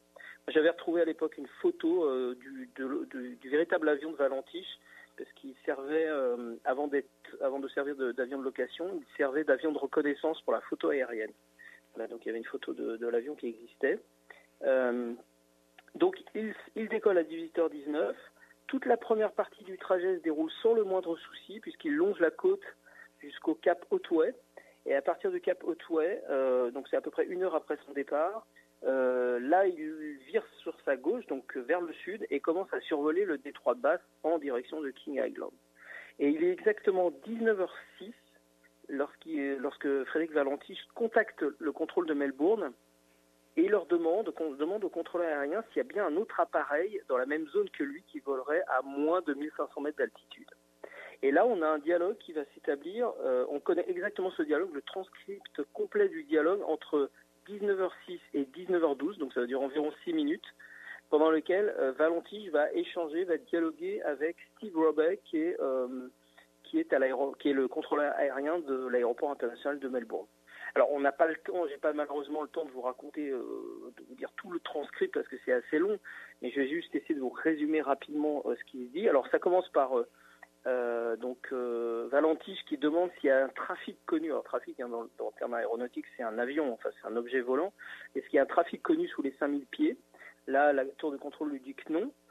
Pourtant, Valentich dit, mais il semble qu'il y a un grand appareil en dessous des 5000. Il dit alors après il ajoute il y a 4 lumières brillantes, ça ressemble à des phares d'atterrissage et il voit l'engin évoluer au-dessus de lui, en dessous, au-dessus de lui, enfin voilà. Donc il demande s'il y a des avions de l'Air Force, de l'aviation australienne qui sont dans le coin. Donc là on lui dit que non, il n'y a aucun avion, on voit rien sur les radars. Mais l'objet en question se rapproche de plus en plus de Valentich et il dit même à un moment, vers 19h08, il me semble qu'il joue à une sorte de jeu. Il est passé au-dessus de moi à 2 ou 3 reprises à des vitesses que je n'ai pu évaluer. Donc là, il y a toute une discussion qui continue avec la tour de contrôle. Et à un moment, à 19h09, Valentich dit Melbourne, Delta Sierra Juliette, c'est lui, c'est son code. Il dit ce n'est pas un avion. Il dit je ne sais pas ce que c'est, mais ce n'est pas un avion. Et donc là, on lui demande de décrire l'engin. Donc il dit quand il me dépasse, c'est une forme oblongue. Je peux pas l'identifier plus que ça, il va trop vite, il est devant moi, il est derrière moi, voilà, donc il a beaucoup de mal à le décrire. Et à un moment, l'objet disparaît. C'est-à-dire que Valentich dit à ce moment-là que l'objet va disparaître et donc il demande à la tour de contrôle s'ils ont vu de quoi il s'agissait. La tour de contrôle lui dit mais on n'a absolument rien vu. À peu près 1 minute plus tard, Valentich rappelle la tour de contrôle et leur dit ah non, l'engin, c'est pas un avion, l'engin vient de réapparaître. Il est en train d'approcher maintenant depuis le sud-ouest. Il dit à ce moment-là d'ailleurs qu'il commence à avoir des problèmes de moteur. Son moteur crachote, c'est ce qu'il dit. Et alors la tour de contrôle lui dit mais quelles sont vos intentions? Il dit moi je veux aller à King Island, voilà. Et il est en train et il dit mais il y a cet étrange appareil qui est en train de flotter au-dessus de moi à nouveau. Et là, il dit une phrase qui est restée célèbre dans toute l'ufologie. Il dit c'est en train de planer et ce n'est pas un avion. Et là, on est à 19h12 et 19h12 minutes à 9 secondes. À peu près une vingtaine de secondes plus tard, on entend encore Valentich qui fait un appel en disant Delta Sierra Juliette Melbourne. Et là, la radio, en tout cas la voix se coupe. La radio de Valentich reste ouverte pendant 17 secondes. On entend une pulsation sonore très très bizarre et tout s'arrête. Voilà. Donc ça, voilà, et donc à 19h12 et 49 secondes, dernier appel de la tour de contrôle et elle n'arrive plus du tout à avoir le contact avec Valentich. Valentich n'a jamais envoyé d'autres messages et on n'a plus jamais entendu parler de lui. Alors bien sûr... C'est ce que je m'allais dire. J'imagine que le fait qu'il ne se pose pas à King Island, éventuellement, on va déclencher des opérations de recherche. Absolument. Alors, quelle est l'ampleur de ces recherches? Alors, tout de suite, ça va être assez important puisqu'on va envoyer un avion de reconnaissance et bientôt, il y a 8 avions civils et plusieurs navires qui vont converger vers la zone de l'incident. Et donc, il va y avoir des recherches sur plus de 1000 miles carrés, mais absolument sans le moindre résultat, on ne va rien retrouver, ni le pilote, ni les débris, ni quoi que ce soit. Il y a une tache d'huile de moteur qui va être retrouvée à 25 km au nord de King Island un peu plus tard, mais on saura que ça venait en fait d'un navire de passage. Et finalement, le 25 octobre 1978, puisqu'on n'a absolument rien trouvé, on met fin aux opérations de recherche.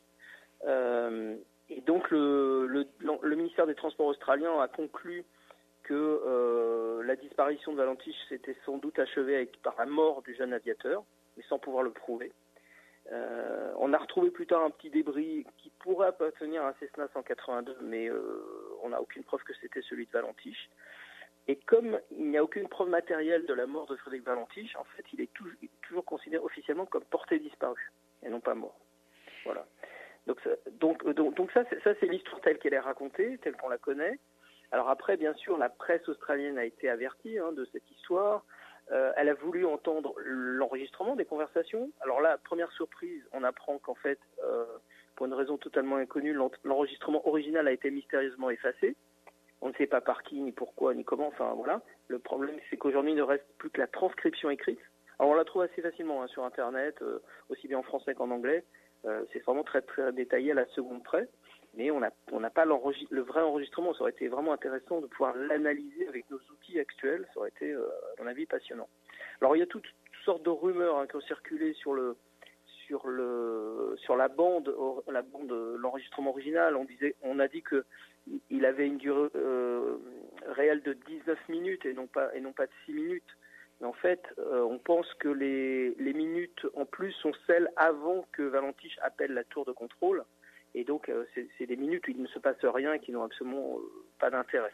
Oui, d'ailleurs, j'allais simplement dire que Richard Hines, qui est un ufologue américain, qui s'est beaucoup intéressé aux histoires de pilotes et d'ovnis, donc rencontres entre des avions et des ovnis, qui a eu la chance d'entendre la bande originale alors qu'elle avait été remise à Guido Valentiche, qui est le père de Frédéric. Et à n'en croire Richard Hines, le transcript qui circule, et comme vous avez mentionné, qu'on peut se procurer sur Internet assez facile, lui, Richard Hines, confirme que ça, c'est exactement les paroles qui sont dites par Valentiche sur l'enregistrement original. Donc, bien sûr, on peut spéculer que des parties ont été effacées, mais pour ceux qui ont entendu la bande, eux confirment que le transcript que l'on a est tout à fait conforme à l'original. C'est ce que je pense aussi. Alors on a aussi parlé du son qu'on entend à la fin, puisqu'il y a un temps de silence, la boîte de Valentiche disparaît, puis on entend un son assez violent et totalement non identifié. Alors certains spécialistes ont dit que ça s'apparenterait au son d'un métal se froissant contre un autre métal. Voilà, on ne peut pas dire plus que ça. De toute façon, il faudrait vraiment pouvoir analyser le son aujourd'hui avec nos outils pour pouvoir aller plus loin. Je redoute qu'on ne puisse pas dire grand-chose de plus, en tout cas sur ça. Alors après, il y a effectivement beaucoup de gens qui ont essayé de savoir, d'essayer d'expliquer ce qui avait pu arriver à Frédéric Valentiche. Alors bien sûr, la première explication, c'était un accident matériel. Ça, c'est toujours la première des possibilités pour un avion. Alors c'est vrai que Valentiche, il indique bien à 19h11 que son moteur est à fond et qu'il crachote, qu'il y a un problème. Il semble qu'il y ait un problème. Mais l'essentiel de la conversation qu'il a avec la tour de contrôle n'est pas du tout sur une panne ou un problème technique. Donc ça, l'accident matériel, ça me semble un peu curieux. Le phénomène météo localisé, on a dit aussi que peut-être que l'avion avait rencontré une zone de turbulence, un orage électrique, une nappe de brouillard. Sauf que, le pilote ne mentionne absolument pas une anomalie dans le ciel. Et puis, on sait par la météo, on connaît la météo de ce jour-là, la météo était claire et dégagée sur l'ensemble du parcours. Personne n'a signalé de zones, de petites zones où il se passait quelque chose de curieux. Alors, il y a eu bien sûr l'hypothèse autour de la perte d'orientation. Donc là, on sait que souvent de jeunes pilotes, pas très aguerris, ont tendance à perdre leurs repères dans le ciel. J'ai même lu une théorie selon laquelle il aurait pu même se mettre à voler à l'envers, ce qui est assez incroyable. Et donc en fait, ne s'en rendant pas même compte, les reflets de lumière qu'il aurait vu au-dessus de lui seraient en fait les reflets de son propre avion dans l'eau, mais au-dessus de sa tête, puisqu'il a la tête à l'envers. Et donc après il se serait perdu et finalement il se serait écrasé. Pourquoi pas, mais on n'a retrouvé aucun débris dans la mer. On sait aussi que Valentiche n'était pas sous l'emprise d'une substance à alcool, drogue et autres. Il n'était pas du tout réputé pour prendre ce genre de produit. Donc il n'y avait pas d'indice en faveur de cette théorie. Voilà. Alors, il y a des aviateurs qui ont essayé de comprendre. Il y a aussi une théorie qui s'appelle celle de la spirale du cimetière. Quand un pilote voit un horizon un peu incliné, il a tendance à compenser en lançant son appareil dans un mouvement descendant circulaire.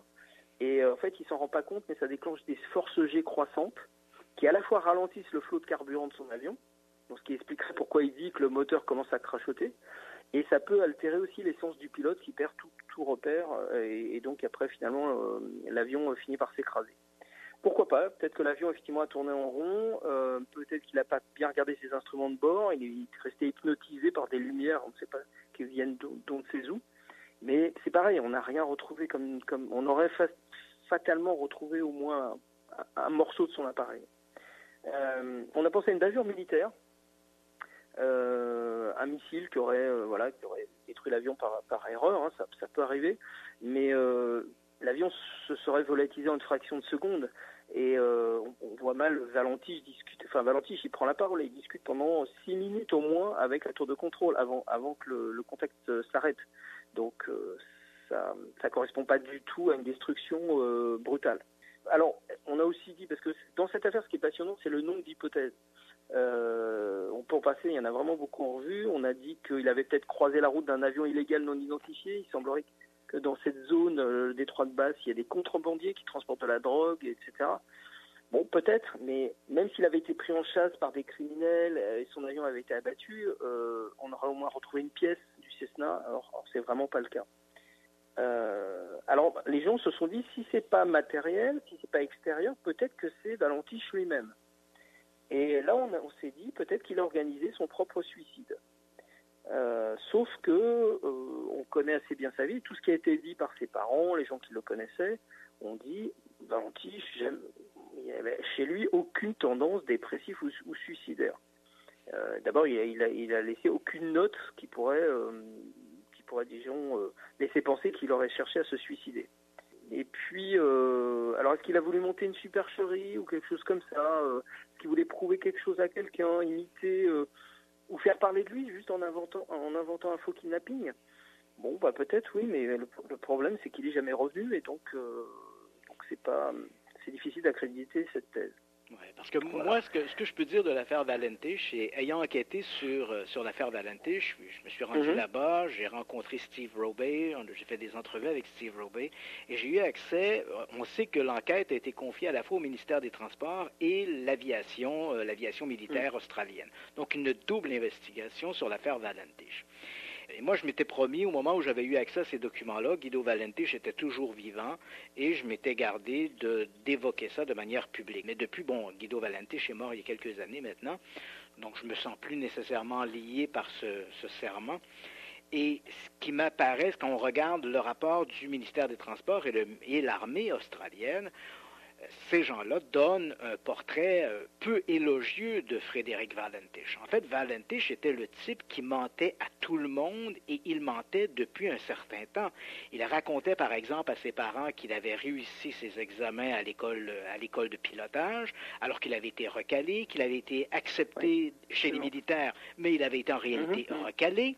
Et ensuite, il racontait toutes sortes d'histoires, et on sait d'ailleurs, et c'est assez mystérieux, il faut quand même l'avouer, le jour de son départ, alors que Valentich était plutôt limité sur le plan financier, il décide de charger son avion à bloc, alors que généralement il calculait le temps de vol que durait son entraînement, et il mettait le carburant nécessaire. Cette fois-là, il remplit l'avion jusqu'au bouchon, comme on dit.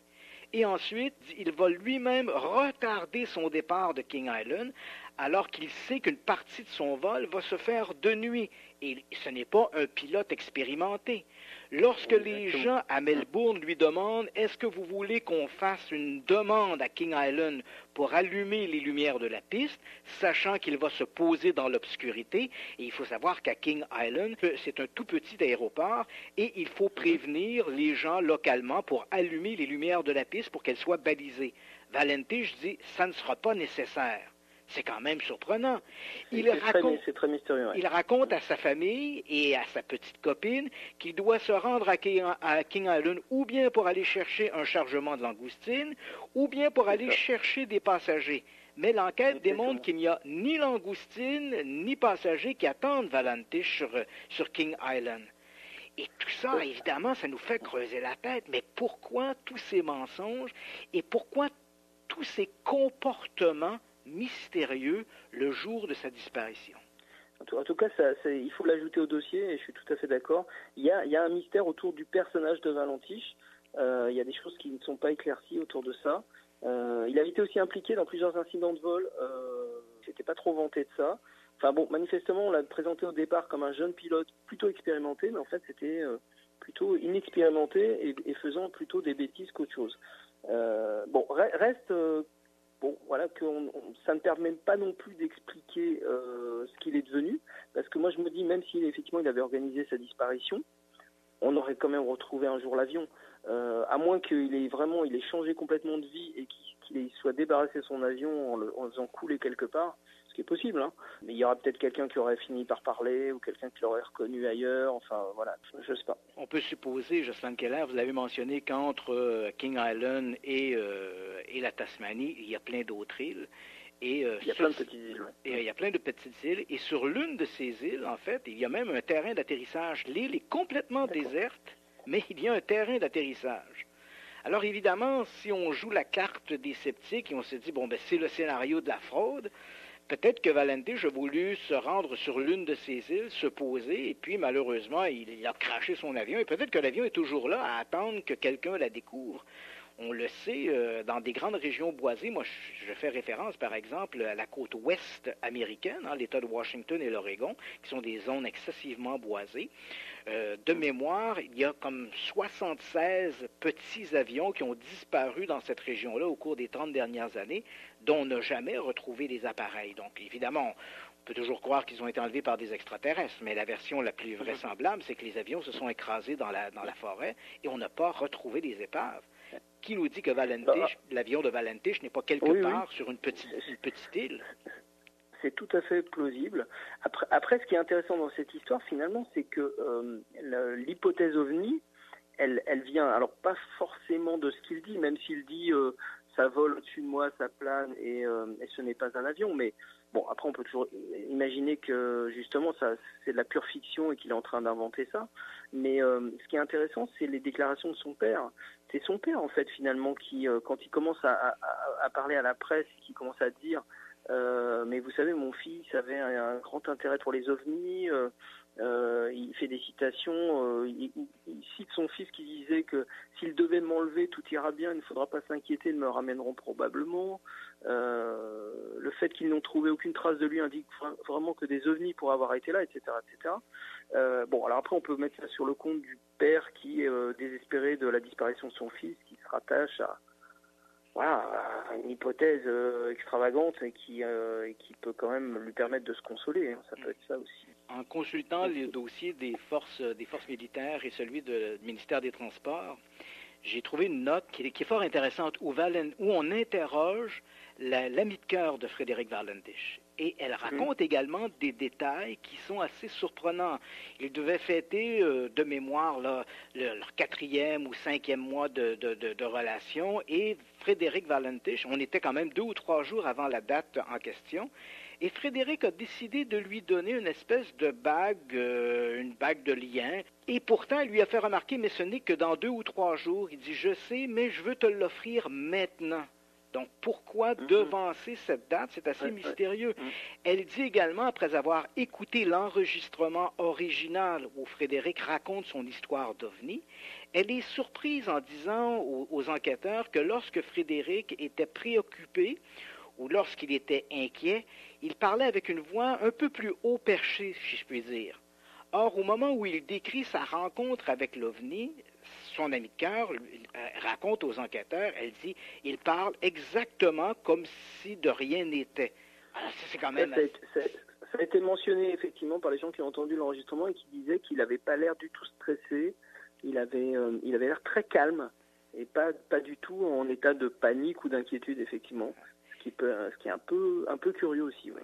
C'est vraiment une histoire incroyable, cette histoire de Valentich, et tant qu'on n'aura pas retrouvé l'épave, parce que c'est vrai qu'on a retrouvé un volet de moteur sur une île un peu plus éloignée, et quelques années après, et ce volet de moteur pourrait, entre guillemets, on le dit bien, pourrait correspondre à un morceau de l'appareil de Valentich. Les numéros de série sont de la bonne facture, si je puis dire, ils font partie d'une liste... C'est tout ce que l'on a retrouvé, un volet de moteur, et ça s'arrête là. On n'a rien retrouvé, ni Valentich, ni son avion. C'est très mystérieux. Absolument. Et après, bon, il reste quelques observations. Après, ce ne sont que des témoignages de gens qui, au même moment, à la même période, disent avoir vu dans le ciel des choses, des objets lumineux, voilà, qui à proximité du Cap Otway, donc près duquel Valentiche aurait disparu. Il y a un témoin, le 21 octobre 78, qui déclare avoir observé un petit avion de tourisme suivi par une étrange lumière verte. Bon, voilà, une mère et ses adolescents qui ont vu une fusée éclairante, des lumières en formation, etc. Même jusqu'à une personne en 2000, hein, donc c'est quand même des années après, qui se décide à parler, qui dit moi je n'ai rien dit parce que j'avais peur du ridicule. Et d'ailleurs c'est quelqu'un qui témoigne sous pseudonyme, donc c'est pas non plus fiabilité inouïe, et qui raconte que à cette période il chassait le lapin avec ses deux nièces près du Cap Otway, et ces deux nièces et lui ont aperçu le Cessna de Valentiche ainsi qu'une lumière verte qui planait au-dessus de son appareil. Et donc il y a des enquêteurs qui sont allés sur Richard Haynes, que vous citiez tout à l'heure, qui ont enquêté sur cette affaire. Ils ont rendu visite à ce témoin, ils ont tout vérifié là où il se trouvait, ils ont analysé la cohérence de ses propos et ils n'ont rien trouvé de contradictoire. Bon, voilà, c'est à mettre au dossier, on va dire ça comme ça. Si on veut même en rajouter, oui. À l'époque, je crois que c'était quelques mois après la disparition de Valentiche, il y a des chasseurs de trésors qui se spécialisaient notamment dans les fouilles sous-marines, qui ont contacté le père de Frédéric Valentiche pour lui dire qu'ils avaient localisé l'épave de l'appareil de son fils, mais qu'il retenait en fait les informations, latitude, longitude à l'endroit où se trouvait l'avion, et ce, en échange d'une somme d'argent qui n'est jamais arrivée finalement, et ces personnages ont disparu. Est-ce que c'était encore une tentative d'extorsion? Est-ce que ces gens-là avaient réellement découvert quelque chose? C'est en fait une couche de plus dans l'affaire Valentiche. Voilà. Et en fait, de cette histoire, aujourd'hui, il ne reste plus qu'une plaque commémorative. Quand si vous allez près de la station météo qui se trouve au Cap Otway, il y a une plaque qui indique, donc voilà, en hommage à Frédéric Valentiche. Mais en fait, c'est effectivement, l'homme et son avion ont disparu. Ça s'arrête comme ça. Une histoire fascinante, Jocelyn Keller, et espérons qu'éventuellement on aura le fin mot de cette histoire, soit par la découverte de débris ou des témoins qui peut-être pourraient savoir des choses et qui jusqu'à maintenant ont gardé le silence. Il faudrait qu'ils se prononcent vite parce que c'était en 1978, le temps passe. Le temps file, oui, absolument. Et c'était il y a 40 ans, donc il y a de moins en moins de témoins vivants, à mon avis, qui pourraient témoigner, mais on ne sait jamais, il ne faut jamais dire jamais. Ouais.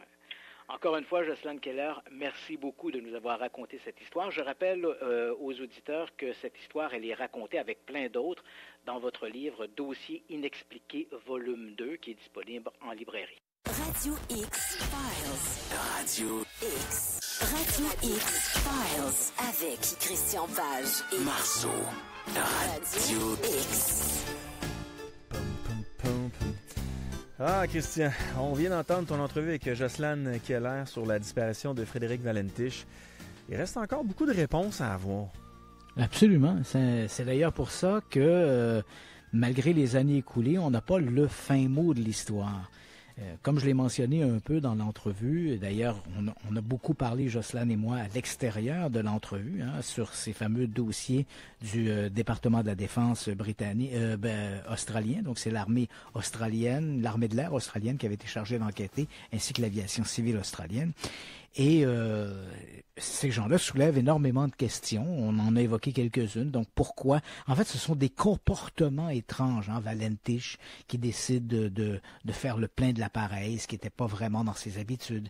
Le fait qu'il ait menti sur les raisons qui devaient l'amener à King Island. Le fait qu'il n'ait pas souhaité qu'on allume les lumières de King Island, alors qu'il savait qu'il allait se poser de nuit. Puis c'est un tout petit aéroport, donc la piste n'aurait pas été balisée à ce moment-là. Donc, tout ça soulève énormément de questions. Mais comme le souligne également Jocelyn Keller, même en imaginant que Frédéric Valentiche ait essayé de monter une espèce d'arnaque et que l'affaire aurait mal tourné. Imaginons, par exemple, jouons ce jeu-là une seconde. Donc, on a un Frédéric Valentiche qui quitte l'aéroport de Melbourne.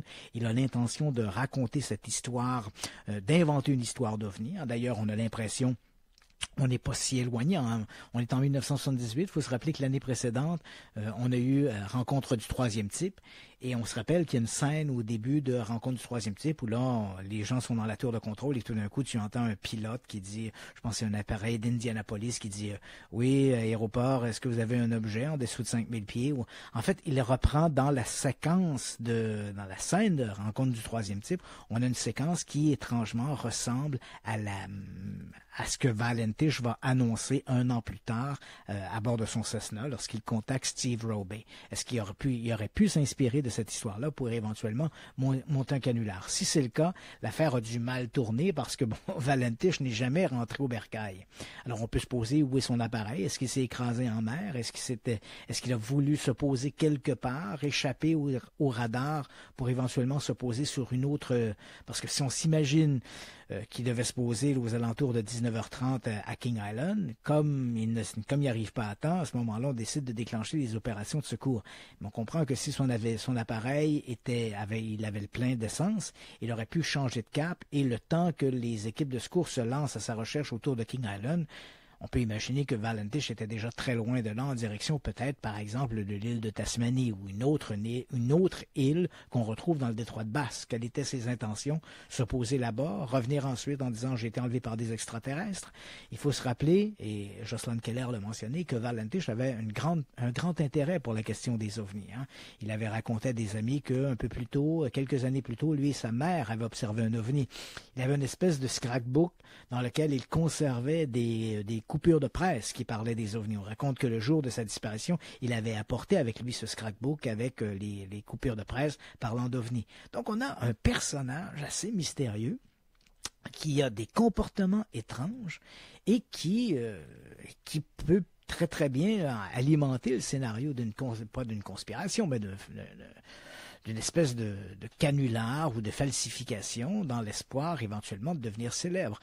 Quelques années plus tôt, on se rappellera qu'il y avait un individu, un bûcheron du nom de Travis Walton, qui avec ses compagnons disait avoir été enlevé par des extraterrestres. Cette histoire-là a alimenté énormément l'actualité, la presse ufologique. On en a même tiré un film dans les années 90, de mémoire, je crois que c'est en 93, qui s'intitulait Fire in the Sky, OVNI, l'ultime rencontre. Et cette histoire, l'enlèvement de Travis Walton, est encore considérée par de très nombreux ufologues comme étant une histoire très importante. Et cette histoire-là est survenue en 1975. Est-ce que 2 ans plus tard, est-ce que Frédéric Valentich a souhaité devenir le Travis Walton australien en racontant une incroyable histoire d'OVNI? Tant et aussi longtemps qu'on n'aura pas retrouvé l'appareil de Valentich, tant on n'arrivera pas à déterminer de manière définitive quelles étaient ses intentions et ce qui s'est réellement produit. Entre-temps, comme on l'a mentionné, on a trouvé 2 ou 3 petits débris flottants, loin, hein, d'ailleurs, très très loin de King Island. On a retrouvé ça sur Shimock Island, je crois. Et là, on est quand même... On a retrouvé ces débris-là 2 ou 3 ans après la disparition de Valentich. On est quand même à des centaines de kilomètres. On est toujours dans le détroit de Bass, mais à des centaines de kilomètres de King Island. Ces débris auraient pu, en suivant les courants, se retrouver sur ces plages.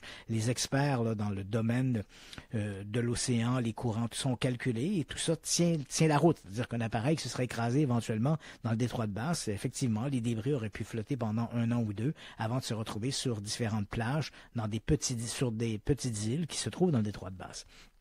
On sait que les numéros de série correspondent aux chaînes de montage des avions Cessna, comme celui qu'utilisait Frédéric Valentich. Est-ce que ce sont des débris qui proviennent de son appareil? C'est difficile à dire parce qu'on n'a pas une identification précise. On a simplement des numéros qui correspondent à celles des chaînes de montage de la compagnie qui avait fabriqué l'appareil de Valentich. J'ai moi-même en archive, peut-être si je la trouve, je la mettrai sur le site de Radio X, mais j'ai moi-même une photographie, on me donnait, quand j'étais là-bas, on me montrait un volet de moteur qui a été retrouvé par les enquêteurs et on l'a mis devant moi. J'avais pris une photographie du fameux volet qui pourrait être l'un des volets de l'avion de Frédéric Valentich. Mais en dehors de ça, de ces quelques débris flottants, on n'a rien trouvé de très particulier. C'est vrai que des pièces importantes de l'appareil de Valentich, notamment les fauteuils qui sont dans le cas de l'appareil de Valentich, les fauteuils devaient servir éventuellement de coussins flottants si l'appareil s'écrasait en mer. Donc, on aurait dû retrouver les fauteuils de l'appareil si l'appareil se serait disloqué en frappant la mer, ce qu'on n'a jamais retrouvé. On n'a pas retrouvé non plus de traces d'huile ou rien. J'ai quand même fait la référence que de très nombreux petits avions se sont écrasés éventuellement dans les forêts de l'Oregon de l'État de Washington. Ce sont des régions excessivement boisées, comme le sont d'ailleurs les îles du détroit de Bass. Quand on pense par exemple à l'île de Tasmanie, en dehors de la ville d'Hobart, qui est la capitale de la Tasmanie. La Tasmanie, c'est une île très importante qui est située au sud de l'Australie. En dehors de la ville d'Hobart, qui est la capitale, le reste de l'île, qui est une très grosse île, est entièrement couverte de forêts. Donc, un appareil qui s'écraserait sur l'île d'Hobart, dans les forêts pas d'Hobart, mais de Tasmanie, pourrait demeurer là pendant des années sans que personne ne le trouve. Donc, il y a toutes sortes d'hypothèses, des scénarios qui sont vraisemblables, qui n'exclut pas la possibilité d'une tentative de falsification, mais qui n'exclut pas non plus tout autre scénario. C'est vraiment une histoire extraordinaire, l'histoire de Frédéric Valentich, et je pense que, quelle que soit l'hypothèse que l'on développe, on trouvera dans l'attitude de Valentich ou encore dans les circonstances de sa disparition les éléments nécessaires pour alimenter à peu près n'importe quel scénario. 21h45, c'est le temps de dévoiler le nom du ou de la gagnante du jeu de Christian Page. Bien sûr. Je te laisse le plaisir de nous révéler ça. Alexandra Dupuis, parmi les 3758 participants sur notre page Facebook Radio X-Files, c'est Alexandra Dupuis qui l'a emporté. Donc, tu vas lui envoyer ça par la malle, j'imagine? Oui, absolument. Donc, dans les prochains jours, elle devrait recevoir ça par la poste. J'ai devant moi l'adresse. Donc, c'est une personne, une résidente de la ville de Québec. Voilà. On parle du Tilacine maintenant. Ben oui, puisqu'on parlait de l'île de Tasmanie, on parle de l'Australie. L'affaire Valentich n'est pas le seul mystère qui frappe ces îles. Il y a un autre mystère qui a rebondi cette semaine dans la presse australienne. C'est l'affaire du Tilacine. Et je t'explique ce que c'est. C'est un nom à coucher dehors. Mais en fait, le Tilacine est un animal. En fait, on le surnommait loup de Tasmanie ou tigre de Tasmanie. Il s'agit d'un marsupial, donc de la même famille que les kangourous. Et cet animal ressemblait étrangement à un chien.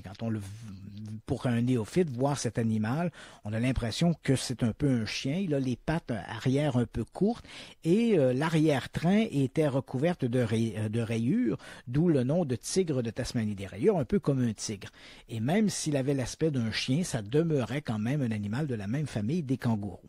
Je te parle de cet animal parce qu'il est un peu mythique. Il faut savoir que lorsque les premiers colons britanniques ont commencé à s'installer en Australie et sur l'île de Tasmanie, ce tigre de Tasmanie, ce Tilacine, il était excessivement répandu. Et c'était le prédateur numéro 1. Il n'y avait aucun autre animal qui pouvait rivaliser avec le Tilacine. Et très rapidement, tu comprendras que l'animal s'est attaqué aux cheptels de moutons, aux élevages, et le gouvernement australien a réagi en autorisant la chasse au Tilacine. En fait, on a tellement chassé le Tilacine qu'on l'a définitivement exterminé. Et le dernier spécimen connu de cet animal est décédé dans un zoo de Hobart. Hobart, on en a parlé un peu plus tôt, c'est la ville principale de la Tasmanie, la capitale de la Tasmanie. Donc, dans un zoo d'Hobart, le dernier représentant des Tilacines est mort. On est au milieu des années 30. Et c'est un peu ridicule de dire ça, mais il est mort parce que son gardien a omis de le rentrer à l'intérieur une nuit où il faisait particulièrement froid. Donc, le dernier spécimen vivant connu, on l'a retrouvé au petit matin. Il était gelé dans sa cage à l'extérieur. Et merci, bonsoir. On l'avait surnommé d'ailleurs Benjamin. Donc, Benjamin décède. De mémoire, je crois, on est en 1936. Et avec la mort de Benjamin, ça signifie l'extinction définitive de ces Tilacines, de ces tigres de Tasmanie. Le gardien, as-tu été mis dehors? Je ne sais pas. Il a dû être rebroué un peu. Ça, c'est certain. Mais depuis 1936, donc l'animal est devenu un peu légendaire. C'est un animal mythique, disparu. Et régulièrement, des gens racontent en avoir observé quand même dans les forêts d'Australie, et en particulier dans le nord de l'Australie, ce qu'on appelle le Queensland, ou encore dans les forêts le Queensland, ça c'est au nord de l'Australie, et dans les forêts de la Tasmanie. Donc, ce sont les deux fois foyers principaux où les gens rapportent avoir vu de ces thylacines. Nord de l'Australie, l'île de Tasmanie. Mais ces récits, généralement, sont peu étoffés et ne vont pas très loin. On les mentionne dans la presse, mais c'est un peu comme voir le monstre du Loch Ness, à moins qu'on mette la main sur un nouveau tigre de Tasmanie qui prouverait que l'animal a survécu. Jusqu'à maintenant, c'est un peu, un peu comme on sait, on a eu autrefois des mammouths, mais les mammouths ont disparu. Il y a eu aussi des oiseaux qu'on appelait les dodos. Les dodos ont disparu. Donc, les gens, même si on continue de le raconter, quelqu'un pourrait bien arriver des forêts, par exemple, de l'Oural ou de la Sibérie en Russie et dire « j'ai croisé une famille de mammouths ». À moins de mettre la main sur le mammouth, je pense que ce sont des récits qui relèvent plus du fantasme qu'autre chose. Et pourtant, que ce soit en Australie ou que ce soit sur l'île de Tasmanie, chaque année, des gens racontent avoir vu de ces thylacines dans les forêts, bien vivants. Et pourtant, le gouvernement semble faire peu de cas de ces témoignages. Mais cette semaine, crois-le ou non, on a des documents qui ont été qui proviennent du département, et là je te le dis en anglais, le titre des documents, c'est Department of Primary Industries, Park and Environment. Donc l'industrie primaire, les parcs et l'environnement, donc une officine gouvernementale. Et là, on apprend, grâce à la loi d'accès à l'information, ces documents ont été rendus publics. On se rend compte finalement que les autorités font beaucoup plus de cas qu'on pouvait le croire de ces témoignages de thylacines. On apprend par exemple qu'au cours des 3 dernières années, au moins 8 rapports d'observation de ce thylacine, donc ce tigre de Tasmanie, ont été dûment colligés et répertoriés par le département. Et on ne nous dit pas si enquêtes ont été faites, mais le fait qu'on ait jugé bon au département de tenir compte, d'archiver ces témoignages, c'est déjà là quelque chose de particulièrement intéressant. Et j'ai mis la main sur ces documents, je les ai lus. Et je dois t'avouer qu'il y a 2 ou 3 témoignages là-dedans qui sont particulièrement convaincants. Et l'un d'entre eux, notamment, le témoin raconte que l'animal est passé devant... le type était avec sa compagne. Il dit que l'animal est passé devant eux. Ils l'ont vu. Il était à quelques mètres de distance à peine. Et le type, dans son témoignage au département de l'industrie, des parcs et de l'environnement, il dit, noir sur blanc, il dit « J'ai la certitude à 100% que l'animal que j'ai vu était bel et bien un thylacine. » Donc, c'est quand même curieux, ces témoignages qui perdurent donc depuis la mort de Benjamin dans les années 30. On est pratiquement 90 ans après ces événements. Les témoignages se multiplient tant en Tasmanie qu'en Australie sur l'existence ou la survie de ces animaux. On n'en a jamais capturé un. Jusqu'à maintenant, le plus gros fantasme que l'on avait à propos des thylacines, c'est qu'on a conservé dans des liquides, de la formaldéhyde par exemple, on a conservé certains embryons de thylacines, et ça depuis le début du 20e siècle. Donc dans les années 20 ou les années 30, on avait conservé de ces embryons, et le matériel génétique est suffisamment bon pour imaginer éventuellement de pouvoir reproduire l'animal avec des techniques de clonage. On n'en est pas encore là, mais disons que le matériel génétique pourrait permettre ça d'ici quelques années. Mais jusqu'à maintenant, on n'a jamais vu, on n'a jamais filmé de manière convaincante ou photographié de manière convaincante, quoique j'ai vu 1 ou 2 films qui étaient très intéressants, mais pas entièrement convaincants, où on semble voir de ces thylacines encore en liberté et vivant dans les forêts ou d'Australie ou de Tasmanie.